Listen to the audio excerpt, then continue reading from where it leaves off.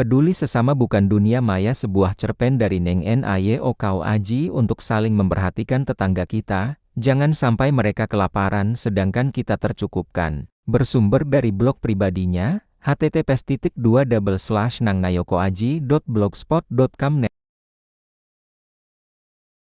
Nenek Taralem hidup bertiga bersama anak perempuannya yang bernama Niksim dan cucu lelakinya, Erek anak Niksim. Suami Niksim meninggal sewaktu Erek berusia belum genap 1 tahun. Saat ini usia Erek 4 tahun. Kini Niksim harus menjadi tulang punggung keluarga. Sedang Nenek Taralem sakit jantung sehingga tidak bisa kerja. Niksim bekerja sebagai buruh harian lepas di perkebunan pepaya milik Pak Fadholi. Meskipun kebunnya di desa, tapi Pak Fadholi tinggal di kota. Kebun dikelola oleh orang kepercayaan Pak Fadholi. Musibah berawal saat Niksim menderita sakit. Karena keterbatasan biaya, Niksim tidak bisa rawat inap di rumah sakit yang dianjurkan dokter. Beruntung masih ada tetangga yaitu Bu Fatma yang peduli sama keluarga Nenek Taralem. Meskipun Bu Fatma sendiri juga hidup pas-pasan. Rumah Bu Fatma agak jauh dari rumah Nenek Taralem. Sedang tetangga terdekat yaitu Bu Maya, orang berada tapi kurang kepedulian. Ibu Maya disebut Bu Bigos karena memang terkenal sebagai biang gosip di kampung. Selama Niksim sakit, Nenek Taralem sudah beberapa kali datang ke rumah Bu Fatma untuk pinjam uang. Oleh Bu Fatma selalu diberi beras dan sedikit uang. Terima kasih banyak Bu, saya malu berulang kali ke sini. Allah yang membalas, semoga Bu Fatma sekeluarga sehat selalu dan diberi rejeki yang berkah, hanya doa tulus dari Nenek Taralem yang bisa diberikan. Amin, nggak usah malu Nek, itu rejeki Nenek juga. Besok kalau masih belum bisa beli beras ke sini saja, Bu Fatma juga tulus membantu Nenek Taralem. Nenek Taralem harus berhemat beras pemberian Bu Fatma.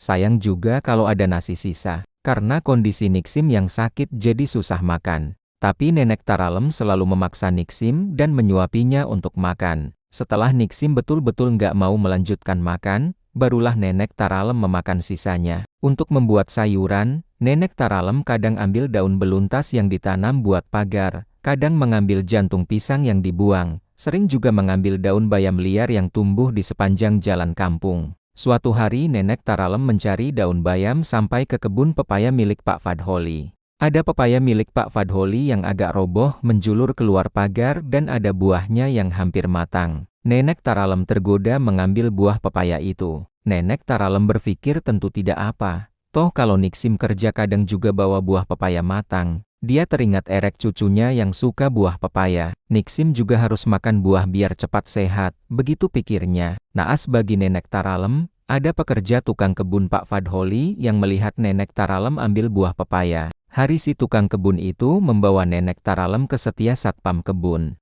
Setia telepon ke Pak Fadholi bilang kalau pencuri pepaya berhasil ketangkap basah. Pak Fadholi meminta Setia untuk membawa si pencuri ke kantor polisi. Saya ibunya Niksim yang kerja di kebun sini juga nak Setia. Nenek Taralem berusaha menjelaskan sewaktu mau jalan ke kantor polisi. Iya Nek, kata Pak Fadholi kalau ketemu pencurinya disuruh laporkan ke polisi. Niksim kalau kerja juga suka bawa pepaya tidak apa. Itu pepaya reject kan Nek, kurang bagus dan mungkin terlalu matang buat dibawa ke buyer atau distributor. Jelas Setia. Nenek yang ambil tadi juga kurang bagus, agak endungkik dan tidak besar. Nenek Taralem masih mohon pada Setia supaya tidak dibawa ke kantor polisi. Sudahlah Nek, Pak Fadholi suruh melaporkan ke polisi. Dengan agak membentak Setia selalu berkata atas perintah Pak Fadholi. Di kantor polisi Nenek Taralem langsung dibuatkan berita acara oleh penyidik. Nenek Taralem dimasukkan ke tindak pidana ringan tipiring. Nenek tidak ditahan, tapi 4 hari lagi saya pastikan Nenek disidang. Ada jadwal sidang tipiring yang bisa dilaksanakan secara meresan, demikian penjelasan penyidik. 4 hari lagi tanggal 20 Desember, pas Hari Kesetiakawanan Sosial Nasional HKSN Nek. Penyidik kembali mengingatkan Nenek Taralem sewaktu mau pulang. Tapi mana tahu Nenek Taralem sama HKSN. Aku malu sampai mencuri hanya karena kita kelaparan. Sesampai di rumah Nenek Taralem mengatakan itu pada Niksim sambil menangis. Memang apa yang terjadi? Ma ambil apa? Tanya Niksim. Nenek Taralem menceritakan semua pada Niksim. Jadi mak tadi sampai kantor polisi. Iya Nik, mak malu. Beberapa hari kemudian sewaktu Nenek Taralem mau ke rumah Bu Fatma, Nenek Taralem bertemu Bu Bigos. Dia menegur Nenek Taralem dengan nada menghakimi. Entah tahu dari mana Bu Bigos mengetahui berita Nenek Talarem mengambil pepaya. Dasar Bigos, tahu aja hal begituan. Nek, suka nyuri pepaya ya? Dengan mata sedikit melotot Bu Bigos menegur Nenek Talarem. Malu-maluin saja, punya tetangga pencuri. Lanjut Bu Bigos yang tidak dihiraukan oleh Nenek Talarem. Sambil mencuri mengambil foto Nenek Talarem dengan hapnya, jadi sebenarnya siapa pencuri itu ya? Kemudian Bu Bigos membuat status diwa. Dia upload foto Nenek Talarem di status WA-nya dengan narasi inilah wajah Nenek Talarem tetanggaku. Pencuri pepaya di kebun Pak Fadholi besuk di sidang ya. Masih saja Bu Bigos bicara meski Nenek Talarem berlalu dengan acuh.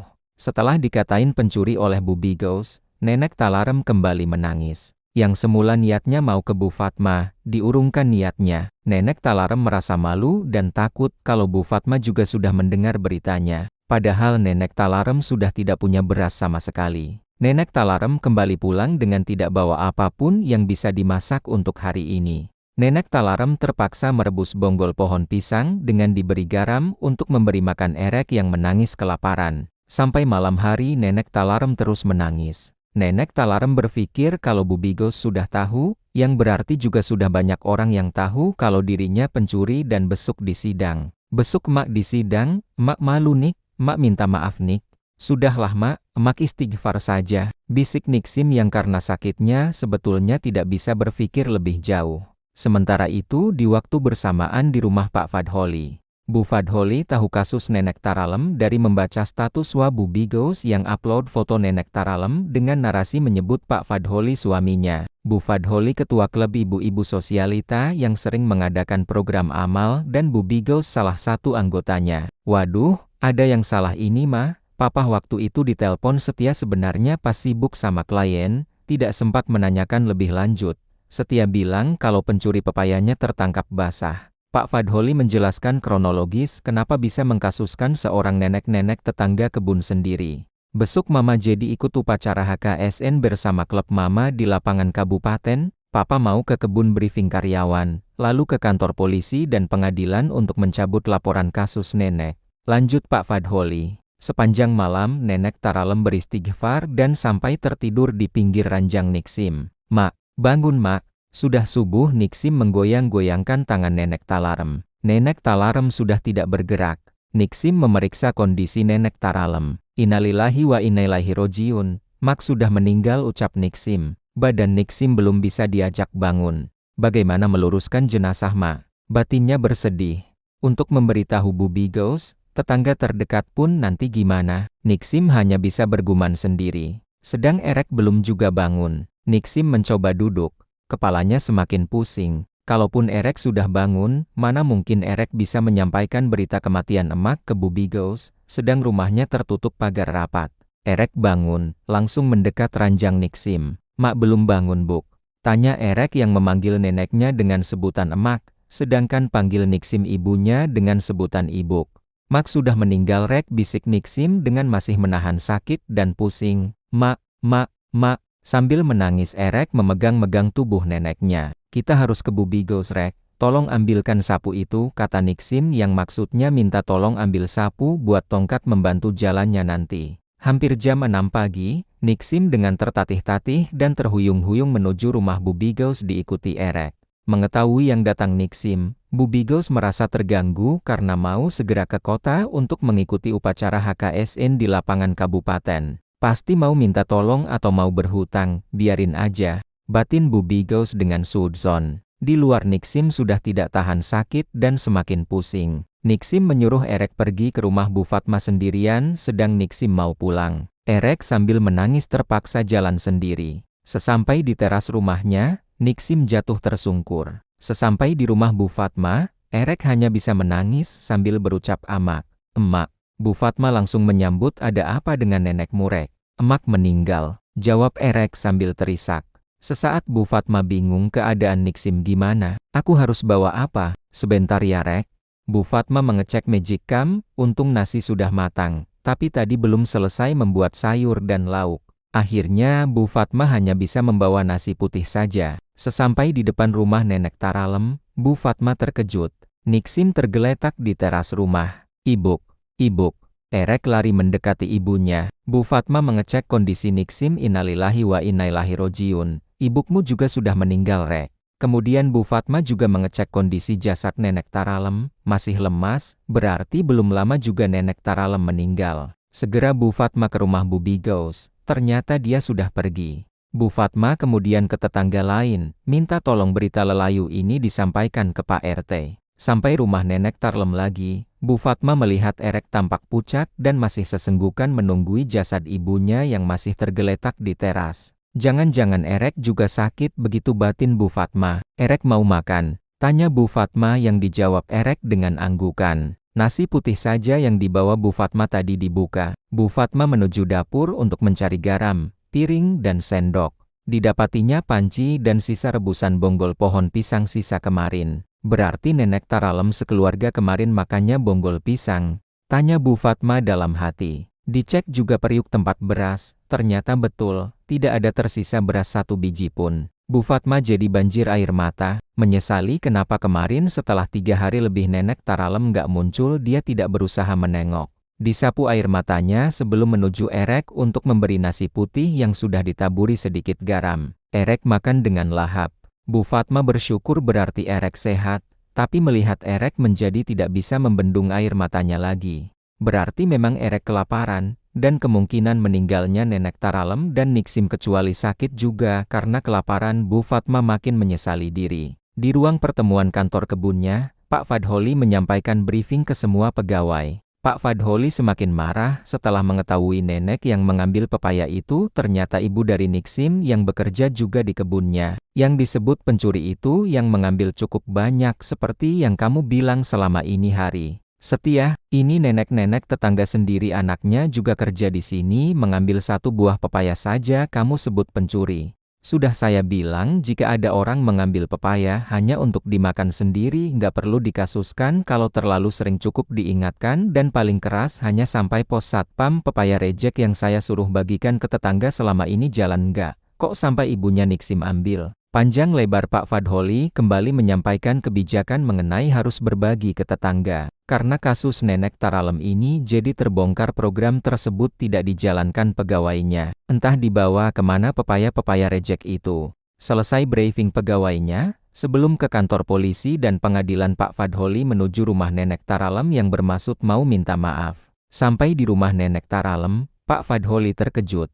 Bu Fatma menceritakan yang terjadi pada Nenek Taralem dan Niksim. Pak Fadholi semakin terpukul. Pak Fadholi tidak jadi ke kantor polisi dan pengadilan, merasa bertanggung jawab atas jenazah ibu dan anak yang meninggal hampir bersamaan ini. Pak Fadholi menghubungi semua kolega dan kenalannya dan minta untuk memberi perhatian kasus ini. Bu Fadholi tidak bisa menerima telepon suaminya saat upacara masih berlangsung, karena masih mendengarkan amanat Bapak Bupati sebagai pembina upacara. Amanat yang disampaikan Bapak Bupati mengingatkan momen peringatan HKSN ini untuk meningkatkan kepedulian pada sesama terutama pada orang kurang mampu di lingkungan terdekat.